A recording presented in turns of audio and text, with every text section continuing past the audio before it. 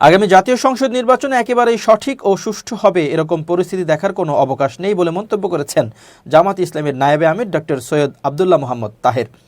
রোববার সকাল 10:30টায় জাতীয় সংসদ ভবনের এলডি হলে ঐকমত্য কমিশনের সঙ্গে সংলাপের শুরুতে প্রেস ব্রিফিংয়ে তিনি একথা বলেন। সম্প্রতি বিভিন্ন স্থানে সংঘাত প্রসঙ্গে ডাক্তার তাহের বলেন, এরই মধ্যে নানা সমস্যা দেখা দিয়েছে। পাবনায় জামাতের নেতাকর্মীদের মারধর করা হয়েছে। এখনও নির্বাচন ঘোষণা করা হয়নি, তার আগেই জায়গা দখল, এলাকা দখল চলছে। তাই নির্বাচন অবাধ ও সুষ্ঠু করতে সরকারের আরও কঠোর হওয়া সহ যা যা করা দরকার করা উচিত। সংস্কার শেষে যত দ্রুত সম্ভব নির্বাচন দিতে হবে। ডাক্তার তাহের আরও বলেন, নির্বাচন কমিশনের কিছু ভূমিকা আরও প্রশ্নবিদ্ধ মনে হচ্ছে। সরকার যেন সেদিকে খেয়াল রাখে।